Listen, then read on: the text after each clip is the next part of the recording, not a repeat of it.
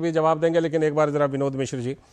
विनोद जी, ये दिल्ली के मामले जो हैं, हम जानते हैं दिल्ली में ये चल रहा है, पंजाब में चल रहा है, लेकिन आप सिर्फ दिल्ली और पंजाब की बात नहीं है। हमने अपनी रिपोर्ट में विनोद जी ये दिखाए हैं कि बंगाल में क्या चल रहा है, अधीर रंजन ममता बनर्जी के बारे में क्या कह रहे हैं, बिहार में क्या हो रहा है, मनोज झा की कविता पर जेडीयू क्या कह रही है।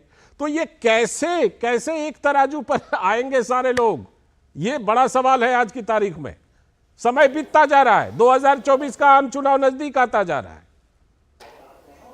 लाल जी, अभी जो आरोप प्रत्यारोप की बात जहां तक है, वो तो अभी बीजेपी के शहजाद साहब हैं और पाठक जी अपना जवाब, आरोप प्रत्यारोप का जवाब देते रहेंगे। जी। लेकिन मैं पाठक जी को एक करेक्ट कर दूं कि शायद जब वो एक जिस तरह से नैरेटिव बना रहे थे, तो उनको ये समझना चाहिए कि आखिर सीबीआई की जो जांच हो रही है, वो सीबीआई की जांच का क्या है। तो बेसिकली इसको समझना चाहिए कि सीबीआई की जांच का जो दायरा है वो टेंडर को लेके है, ठीक, वो उसको लेके है कि ये अब 7 टाइप के उनको ये मिलना था, जो दिल्ली के चीफ मिनिस्टर जो उनका आवास जिस तरह से मिलता है अलॉटेड, उसकी प्रायोरिटी क्या होगी और उसमें उनकी क्या ये इसमें प्राथमिकता होगी। उसके हिसाब से पीडब्ल्यूडी से या बाकी जो एजेंसी है वो अपना कंस्ट्रक्शन के पुनर्निर्माण का काम करती है।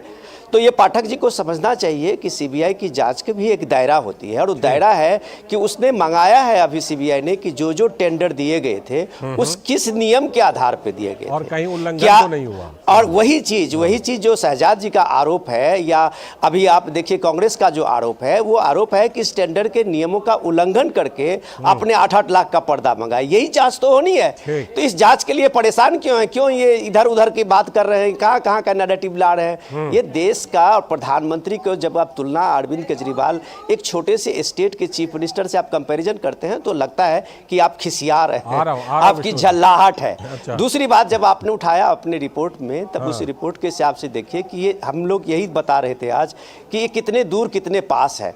तो 3 गठबंधन के 3 मीटिंग के बाद जो इन लोगों की मीटिंग थी, अब ये देखिए पहले ही मीटिंग से, सबसे पहली मीटिंग में केजरीवाल ने ही बॉयकॉट किया था पटना की मीटिंग में। दूसरे मीटिंग में आप देखिए फिर वहां नीतीश कुमार ने किया, तीसरी मीटिंग में ममता बनर्जी कर दी। तो ये कितने दूर कितने पास का तो सीन लोगों ने देख लिया था। अब ये है कि जब जब ये सेंट्रल केंद्रीय नेतृत्व इस बात के लिए इशारा करती है कि हम दिल्ली में एक है, इसका भाव लोगों के बीच जाना चाहिए, तब रीजनल के जो पार्टी हैं और या छत्रप आप कह लीजिए वो लोग हैं, उनको ये असहजता लगती है, जो अभी आप पंजाब में देख रहे हैं। तो यही ममता बनर्जी जब अभी स्पेन के दौरे में गई थी, यूएई के दौरे से आई थी, तो वही अधीर रंजन चौधरी ने पूछा कि भाई एक बंगाल जैसे गरीब स्टेट के चीफ मिनिस्टर 3-3 लाख 4-4 लाख के कमरे के होटल में कैसे रह रहे थे। जब उन्होंने बताया कि यहाँ डेंगू से इतनी मौतें हो रही है, पूरा बंगाल इस तरह से त्राहिमाम है, और एक चीफ मिनिस्टर जो कि स्वास्थ्य मंत्री भी है और वो स्पेन में और 12 दिन के विदेश के दौरे पे है, तो ये जब आप आरोप लगाते हैं एक चीफ मिनिस्टर पे जो आपके अलायंस के पार्टनर हैं, तो जाहिर सी बात है कि आप एक लड़ाई में दूसरा मैसेज दे रहे हैं। यही बात जो है वो कितने दूर और कितने पास का साफ साफ अर्थ दिखता है। लाल जी, विष्णु जी, अब जरा दिल्ली से बाहर निकलते हैं। दिल्ली वाले पर तो चर्चा हो गई,